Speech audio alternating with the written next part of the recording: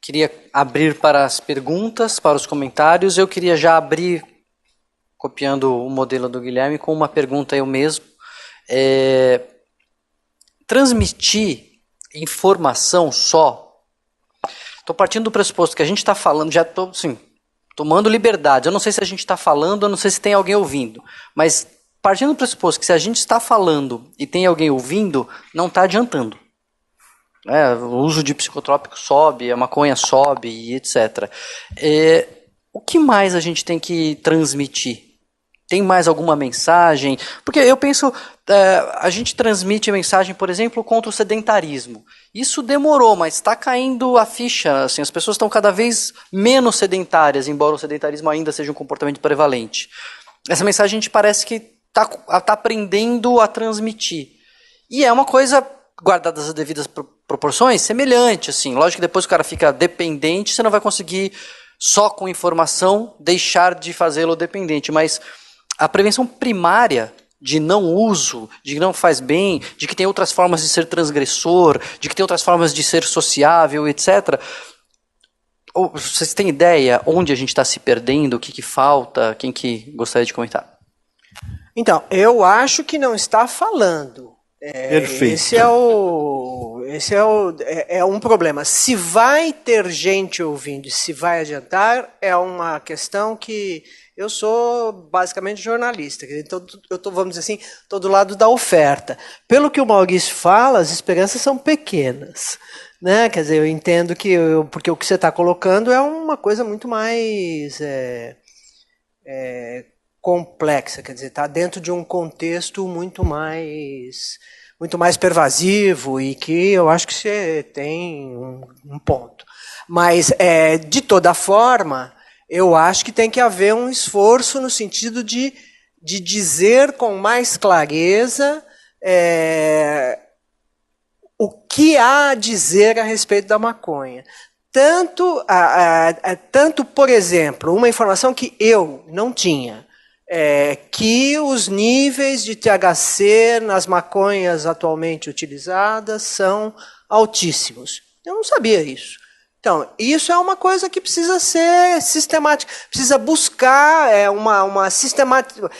buscar dizer sistematicamente isto.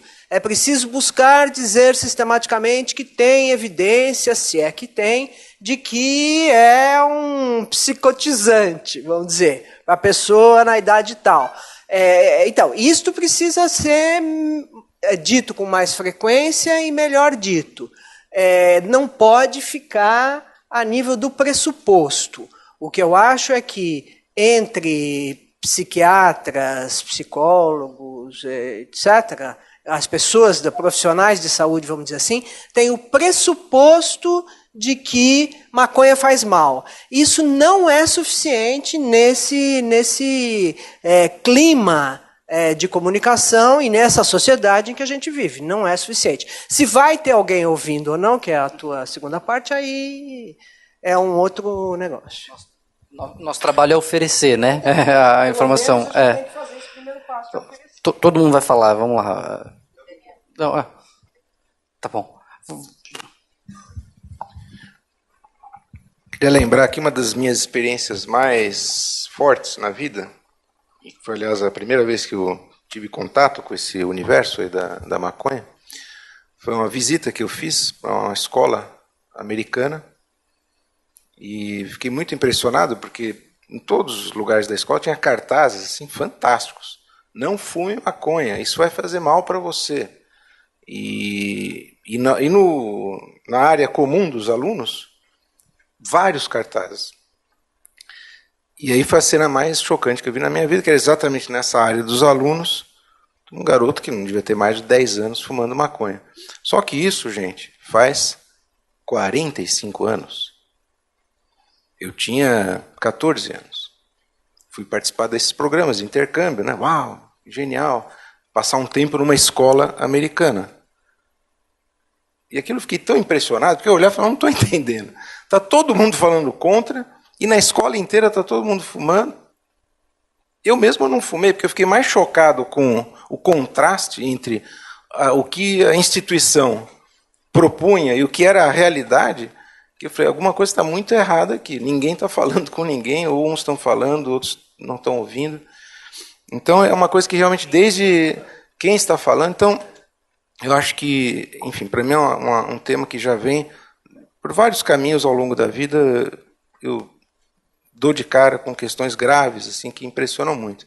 Eu estou muito convencido de que, para alguém te entender, é preciso ter uma linguagem comum.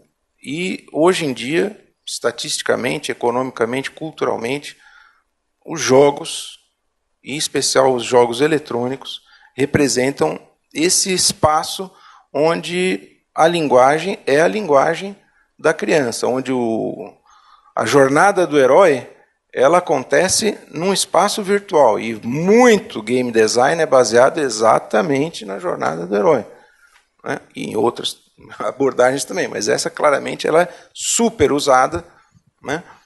Por quê? Porque há essa demanda emocional, como o Eugênio colocou, e o jogo vem atender isso.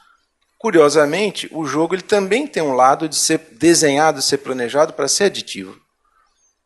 E também isso traz problemas. Então, como girar a chave aqui de tal sorte que você fale a linguagem, né, e, ao mesmo tempo, permita que esse para quem você quer falar também fale. Então, no caso da metodologia que nós estamos adotando para esse projeto com a UNODC, as crianças participarão da criação das regras do jogo, do tabuleiro, dos cards, ou seja, a internet hoje, com todos os problemas que vão de vício à superexposição, ela ainda representa um potencial de comunicação interativa, criativa, aberta, né? E tem muita coisa nova acontecendo na lógica de uma sociedade que funciona em rede, que altera os mecanismos de sociabilização, de produção de imagem, de autoimagem, de estima e de autoestima e assim por diante. A proposta do jogo é entrar nessa linguagem e construir esse jogo de linguagem com a participação de todos que estão envolvidos. Quer dizer, vai jogar na escola, vai jogar na igreja, na associação, em casa, né? Então, eu acho que tem essa questão da linguagem, hoje em dia, não apenas como no velho marketing, eu pesquiso o meu público-alvo e eu falo a linguagem dele, não. É uma linguagem nova, cuja gramática, cuja sintaxe, cuja semântica, cujos valores têm que ser construídos num modelo, num framework diferente do que nós herdamos. E olha que são vários séculos que nós estamos usando o modelo antigo. Só que não existiam redes digitais até 20 anos atrás. Então, acho que isso faz muita diferença e vamos ver também, no final do ano, qual vai ser o resultado. Mas eu acho que quando você colabora, compartilha e dá oportunidade para aquele que você quer atingir, te atinja também, ou ele mesmo construa essa dimensão iniciática, que é demanda de todos, mas que ele construa a partir da sua subjetividade, do seu território, da sua etnicidade, da sua situação no mundo, aí nós estamos indo para condições psicossociais e não apenas clínicas, as duas estão combinadas.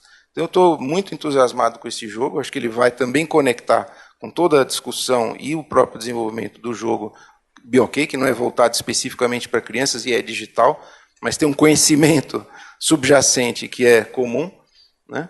Agora, é uma outra abordagem para o que significa falar com alguém na era das redes. Mas também não é algo que dependa só da tecnologia da rede. É uma postura realmente dialógica, filosófica, em primeiro lugar. Uma das nossas parcerias, inclusive, é uma associação internacional, que chama Associação Internacional de Filosofia com Crianças. Não é para crianças, é com crianças.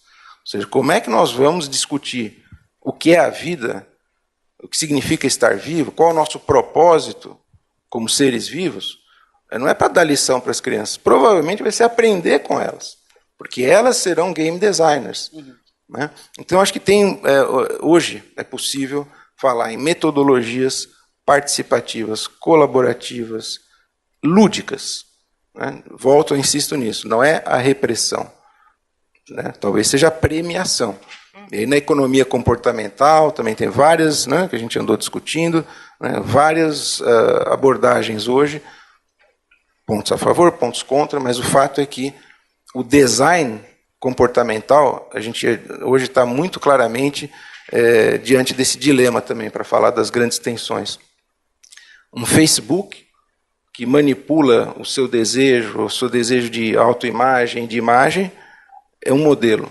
A gente já sabe bastante agora sobre as consequências danosas dessa concentração do poder de criação de imagens e de subjetividade. Mas a mesma tecnologia pode servir exatamente para o contrário. Ou seja, não a manipulação, mas uma ampliação desse potencial emancipatório da criatividade. E aí, se você dá a oportunidade para uma criança, para um jovem, de se mostrar criativo numa colaboração, a aposta essa endorfina é mais forte, né? Isso vai estimular esse cérebro dessa criança com recompensas, inclusive sociais, que podem ter uma força maior do que a droga. O desafio para a academia já está, né, já até aqui 2, falar mais e numa outra língua, né? Então, vamos ver, tá aumentando o desafio conforme o microfone passa. Já vai, Sandra. Vou falar, deixa o pessoal falar, eu só queria falar da transgressão, que você disse, uma coisa que falou que transgressão a gente pode oferecer, né? Transgressão, esse que é o problema, né? Transgressão, né? Você nunca oferece transgressão, né? Transgressão, ela se dá justamente com dor, né? Ela se dá com rompimento. E na verdade, até foi falado das campanhas americanas, eu já estava dizendo, o que elas fizeram desde os anos 60, mas principalmente a partir dos 70, foi exatamente oferecer uma boa transgressão a se quebrar. E aí por isso que também a gente não pode esquecer dos dados empíricos sociais, quer dizer, que sociedade americana estava se quebrando ali também, né? É a sociedade que tinha o álcool, no tabaco, branca, né? Não é à toa que há uma ligação entre a comunidade negra americana e o uso de maconha. Então, esses dados... E aí, uma coisa que o Leon e o Arthur falaram de manhã, que a gente também... Eu sei que aqui é prevenção primária, mas a gente não consegue falar no Brasil de prevenção, de política de drogas, 60 mil homicídios ano, contados há mais de 2 décadas. 40 mil mortes por acidentes de transporte, ano, contado há mais de 2 décadas. Se a gente for ver em termos de urgência, essas coisas... Não é à toa que você diz assim, a gente está falando... A Mônica tem razão, tem que dizer mais. Eu estou com vocês, a gente vai ter que transmitir, porque a glamorização, a ideia da... por exemplo, tem um dado antiproibicionista, que eu vou até colocando nesse campo, que foi a pesquisa do David Nutt, que colocou as drogas, fez um survey entre especialistas, colocou os danos que as drogas causam, né, e ranqueou. Isso era um survey entre especialistas, onde eles numeravam os danos atuais. Evidentemente que o álcool ficou lá em cima, o crack ficou lá em cima, o LSD ficou lá embaixo, a maconha ficou no meio do caminho. E aí você vem os jovens, tá aqui, você está falando, o álcool está lá em cima, era a segunda colocada. E o tabaco também, porque o dano... esse é o tipo de coisa que a gente tem que bater, e bater sempre, assim, no sentido de discutir, olha, não é disso que esse dado se trata. Mas, ao mesmo tempo, como é que você ignora 720 mil presos no país? E que eles vêm de uma mesma classe? E que eles têm muito mais chance de ter uma determinada cor, que é a cor negra. Então, a gente não vai conseguir discutir também sem levar em conta esse fenômeno social mais amplo. Não é para imobilizar o debate, não. Temos que discutir maconha mesmo. Só que não dá para separar. A gente pode discutir questões específicas, mas a gente vai ter que levar em conta todos esses aspectos do que a política de drogas, incluída a maconha, coloca. Falar mais uma outra língua e levar não só informação, mas levar uma cultura, né? Enfim, pensar na própria cultura. Com certeza nós estamos falando pouco ou não falando, né? Não é possível que eu tenha, por exemplo, no ambulatório pediátrico, uma menina de 15 anos na 3ª gestação. Quer dizer, não é possível isso, né? Quer dizer, ninguém falou nada para fazer um aconselhamento, sexualidade, familiar, etc, etc. E precisa ver como é emocionante você pegar um residente de medicina, entrar chorando na sua sala, porque a mãe com que ela fez o aconselhamento breve chorou no ombro dela, porque nunca ninguém tinha falado sobre a droga do jeito que ela falou. Isso em 4 minutos. Então, a adesão da família ao aconselhamento breve é 100% positiva, porque eles têm dificuldade de falar. Então, quando eu vou falar com adolescente, eu não vou perguntar. Existe uma discussão grande com a herbiatria, que a primeira coisa que eles orientam é tira os pais da sala e conversa só com o adolescente. Mas não para o aconselhamento breve. Por quê? Se o pai e a mãe estão juntos, eles vão reverberar o que a gente está falando ali. E eu não estou perguntando para a menina se ela usou droga, ou para a menina se ela transou, ou para o menino se ele já usou isso ou aquilo. Eu estou perguntando se ela sabe evitar uma gravidez indesejada. Se sabe evitar uma doença sexualmente transmissível ou se sabe a consequência de uso de droga. É isso que a gente precisa divulgar mais, né? E não lá depois. Depois já foi, é o que a gente sabe, né?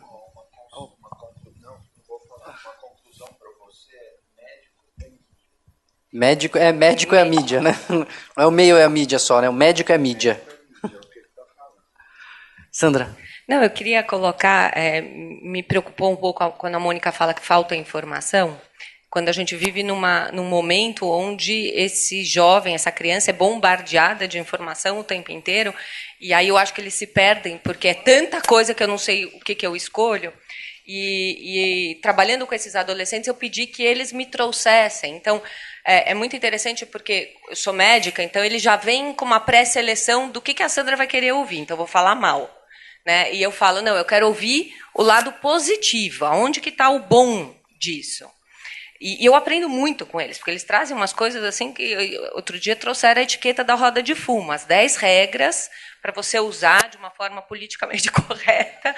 E aí você começa numa coisa de uma brincadeira, mas para chegar nos efeitos e como que isso funciona. Então, eu estava interessada, né, como o Gilson falou, eu acho que faltou, e talvez ia sair um pouco do escopo, mas ter adolescente aqui para falar que informação eles querem ouvir, por quê?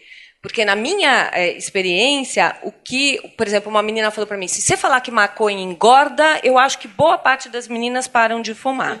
O cérebro eu não sei, mas se 10 pin engordar, a gente para. E aí eu fico, será que a gente está, né, não tem que fazer estudos mais no que os adolescentes estão preocupados? Né? Os meninos querem saber o seguinte, eu vou ficar impotente? Vai diminuir meu tesão se eu fumar? Aí a gente conversa, mas essa história de QI, essas coisas, não... os pais estão preocupados, mas eles não estão. Então, acho que não é só a informação, mas qual a informação que nós adultos julgamos relevante, mas que para eles não são. Então, eu quero fazer uma correção, que é a seguinte, quando eu estou falando que precisa falar mais, etc., eu estou endereçando a questão da ideia de que a maconha é inofensiva. Eu não acho que seja eu não estou falando que você tem que falar para adolescente. Você também tem que falar para adolescente, mas isso é muito difícil. É muito mais difícil. O que eu estou dizendo é que talvez seja possível que a mídia possa ter um papel em aumentar para o conjunto da sociedade ou para mover essa ideia do inofensivo. E aí, para mover a ideia do inofensivo, que não é junto ao menino que tem 13 anos, ou 14, ou 15, é junto ao restante das pessoas. Eu acho que a comunicação de resultado científico, de como funciona, de como pega no cérebro, isso pode ajudar. Para o pessoal mais jovem, eu não acho que seja por aí, entendeu? Eu acho que tem, como disse a moça do marketing, são muitas estratégias ao mesmo tempo. Essa que eu estou falando, de que tem que falar mais, eu acho que tem que falar mais para todo mundo, mas eu estou me pensando nessa questão mais geral, tá bom? É só passar que alguém levantou a mão, depois eu falo. Não, se for dessa questão, fala já, porque tem uma pergunta antes dela da internet. Não, é um comentário adicional, eu deixo para depois. Então. Tá. Antes de você chegar, uma pergunta da Mariel Schwartz, que está nos acompanhando, Mariel Liberato, economista, professora do ensino médio. A pergunta é a seguinte, boa pergunta, se as drogas, especialmente o álcool e a maconha, são tão procuradas e usadas, será que não temos motivos de pesquisar qual é o motivo de tanta gente querer mudar sua percepção da realidade? Qual é o real motivo para usá-las, né? Enfim, por que é tão duro de encarar a realidade de cara limpa, talvez, é a pergunta, né? O fato do usuário saber que faz mal não quer dizer que ele não fará uso das drogas, aquilo que a gente estava falando. Será que não existe algo generalizado em nossa sociedade que estimula essa válvula de escape? Posso falar, mas não é a minha especialidade isso aí, só do ponto de vista, talvez, de estudos da comunicação, possa haver um ângulo diferente. Eu não sei se a imagem de que a droga é uma fuga da realidade continua uma imagem acertada. A droga é parte da realidade. É a única coisa que eu queria dizer. Não, porque senão a religião é fuga da realidade. O que resta, então, de realidade? A política, eu conheço fanáticos que parece que fumaram todas, que são... também eu posso dizer que é uma fuga da realidade. Então, a única coisa que eu diria para essa professora é talvez o modelo droga, fuga da realidade, não seja o melhor caminho. Só isso.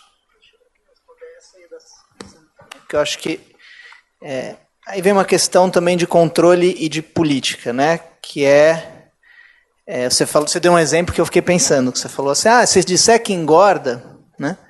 E de fato não está tão descolado da realidade, né? Sabendo dos efeitos colaterais, vamos dizer assim, mas aí a gente está falando de um valor que também não é positivo, né? Que é, por exemplo, a questão da ditadura do corpo.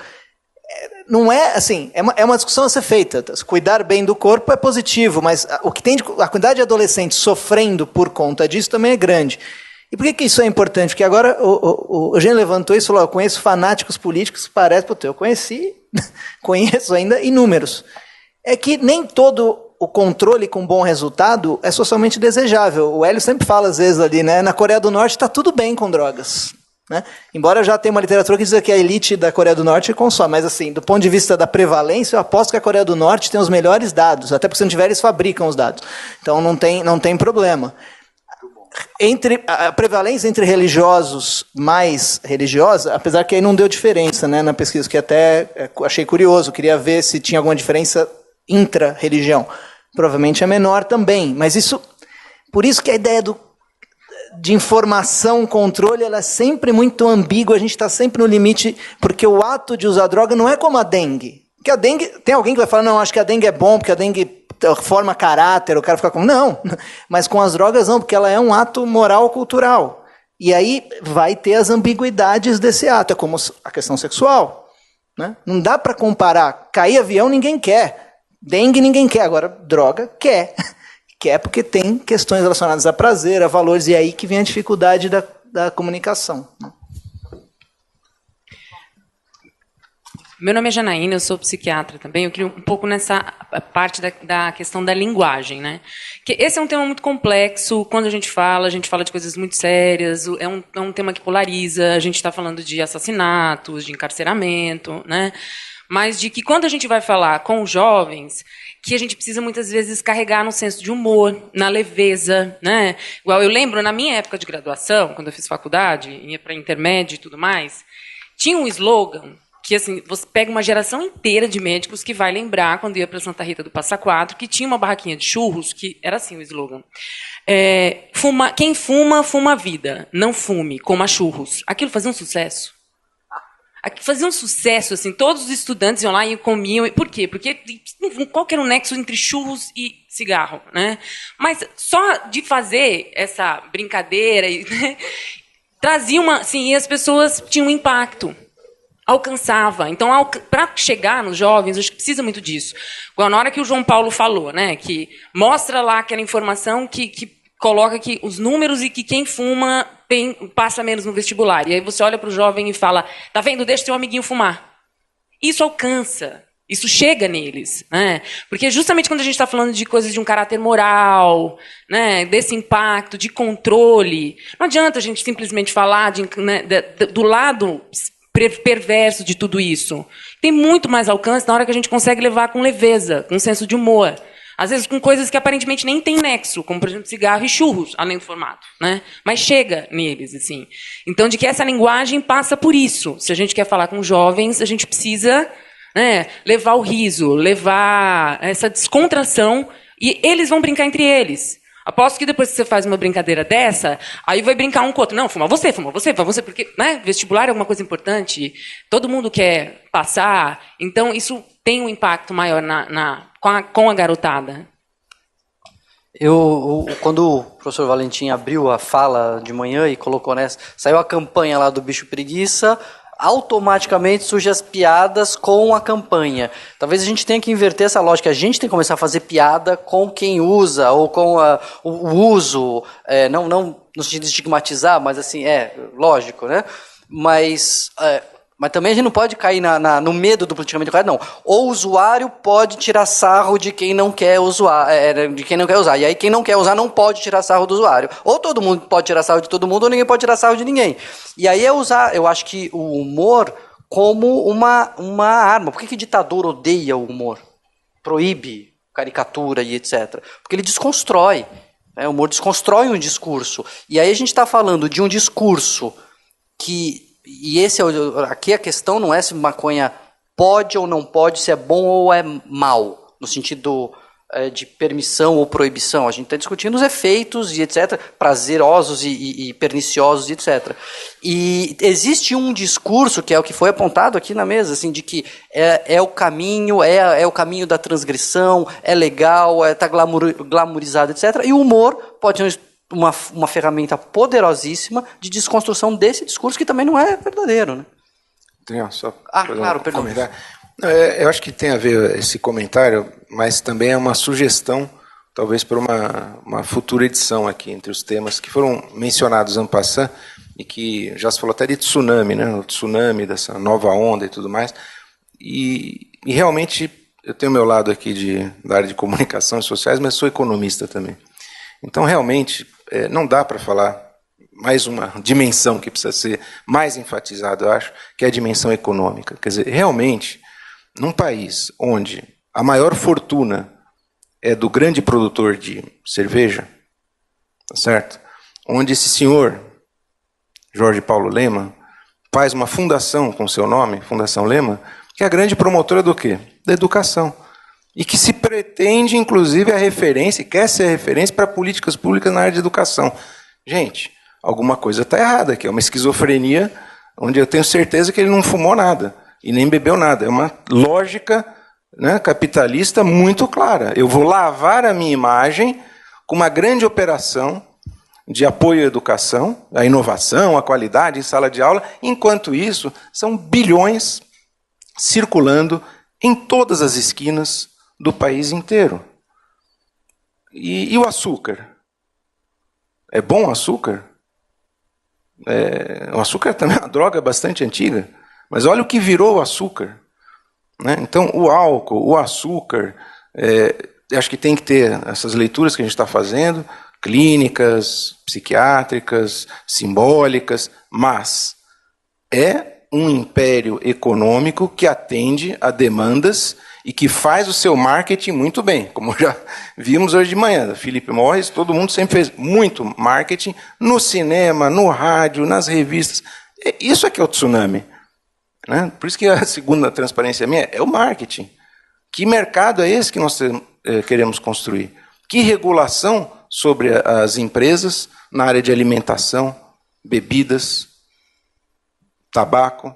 Então, assim, com todos esses precedentes, o pessoal lá do business deve estar achando, claro, que eles são a próxima onda. E já são. Então, a gente tem... alguém falou a palavra hipocrisia hoje de manhã, e aquilo realmente me toca, porque, poxa, é todo um sistema econômico que está estruturado há séculos, né, produzindo essas formas de dependência. Bem, elas devem atender a alguma coisa, porque nós vivemos num sistema econômico. Então tem a dimensão do desejo, simbólica, familiar, psicanalítica, mas nós não estamos falando de pequenos traficantes que estão ali restritos a uma área da cidade. O problema é lá na Cracolândia. O problema realmente é macroestrutural, né, e tem a ver com a maneira como a nossa economia se organiza. De novo, por que as pessoas precisam fugir da realidade? Mesmo colocando fugir da realidade entre aspas. Ok, então ele não vai fugir. Ok, ele não vai fugir. Mas a realidade é terrível. Terrível. E eu me refiro não apenas à questão, né, que o principal alvo do PCC é o PPP. É o jovem, né, preto, pobre, da periferia. Esse é a grande massa que está sendo reprimida, né, e assassinada. Mas não é só isso. Né? Quer dizer, a gente sabe, isso aí não é estrito a gênero, ou a etnia, ou a nível de renda. Portanto, há alguma coisa nesse sistema econômico, político, que é insuportável. E, óbvio, se você não consegue superar isso de forma alguma, se você não tem emprego, se você não tem valor, se você não tem propósito, há vários séculos as soluções vão sendo produzidas. E a internet vai também nesse sentido.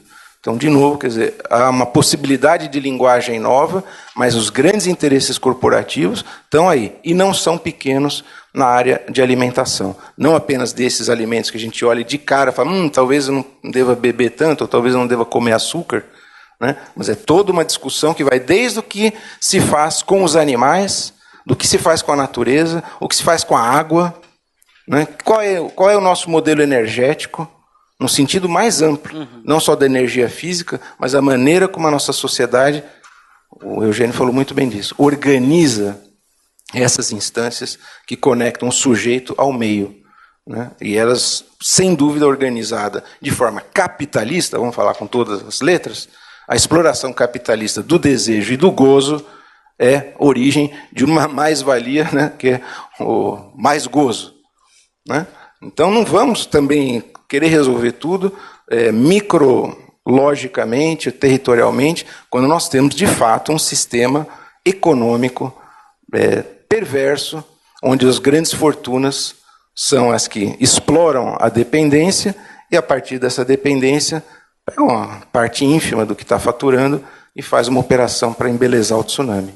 Acho que a questão econômica eu estava conversando com o Guilherme, né, logo na primeira mesa, assim, eu falei assim, olha, eu ainda não vi nenhuma oportunidade de pesquisa, mas estou vendo muita oportunidade de negócios aqui, né? De tanto que se falava da crescimento da maconha, legalização e etc. Isso tem uma força econômica por trás tremenda. Acho que vamos para a nossa última pergunta, né? Que a gente vai até as 4h30.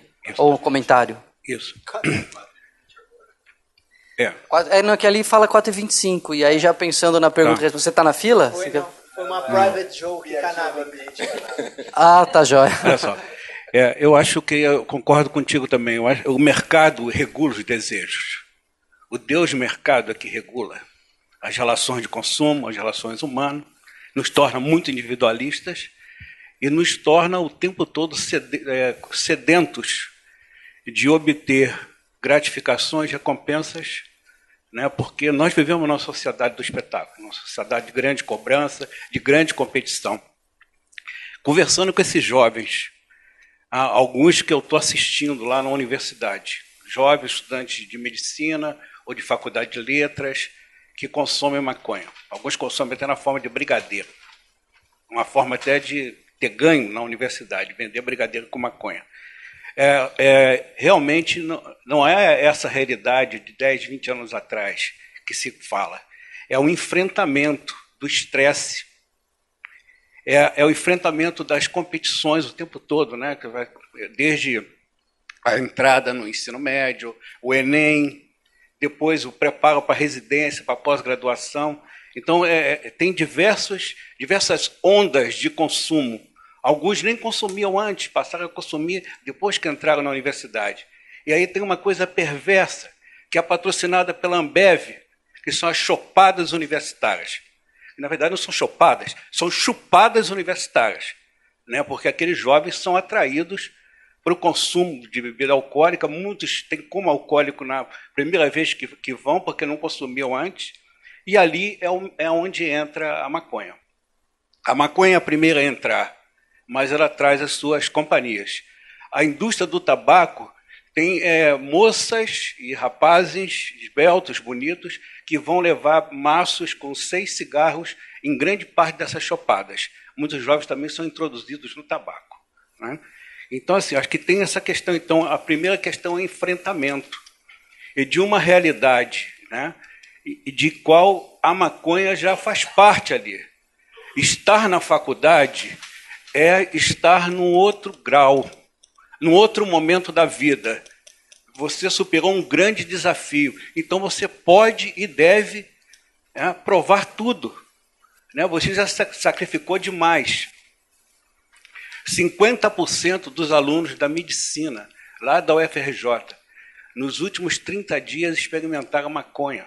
Na última aula que eu dei, eu perguntei, e eles falaram naturalmente, sem precisar de termo de consentimento, sem precisar uma caixinha para colocar no papel. Mas menos de 10% fumam. Essa é a realidade. Então, acho que para a tua pergunta, né, eu acho que a gente tem que ouvi-los.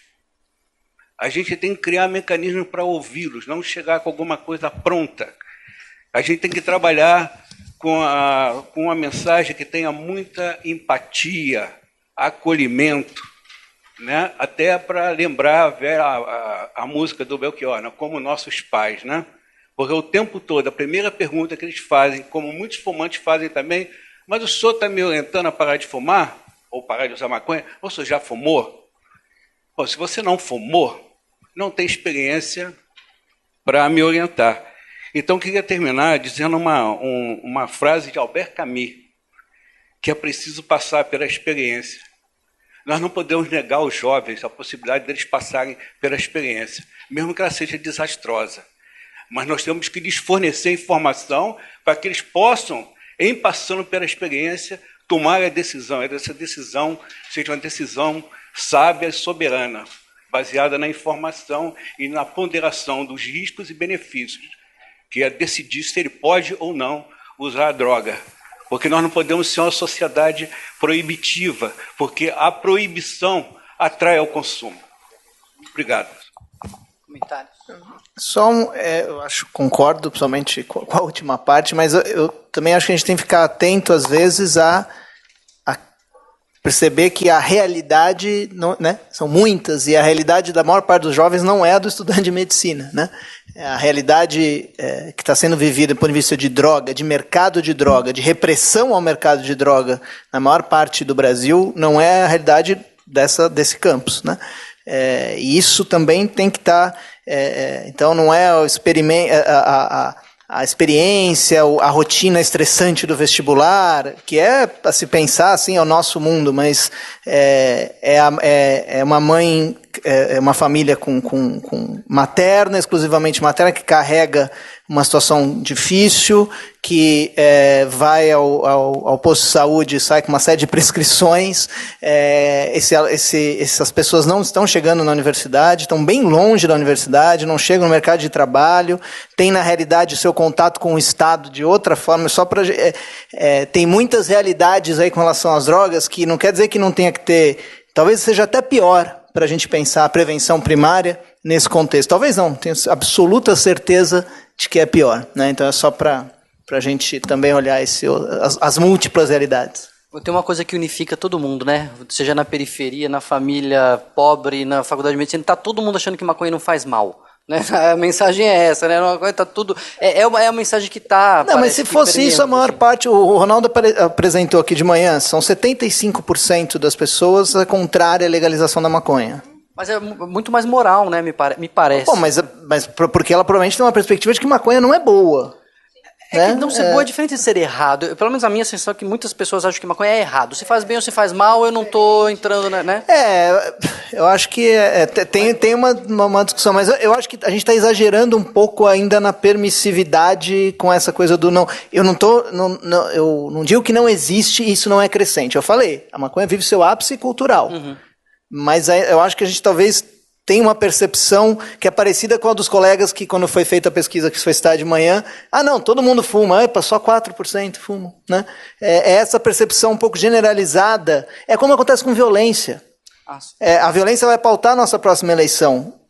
Um caso no Morumbi ontem vai ser veiculado 10 milhões de vezes. Só que a chance estatística de alguém morrer no Morumbi não se compara ao bairro do lado, que é Paraisópolis, né? Que é dentro do Morumbi. Mas não importa, todo mundo vai votar pensando que a violência atinge a todos. Né? Então, mas você tem razão, temos que pensar nessa permissividade também. Comentários finais, alguém queira fazer? Vai ter uma sessão de comentários finais, então agradeço todos e agradeço as perguntas.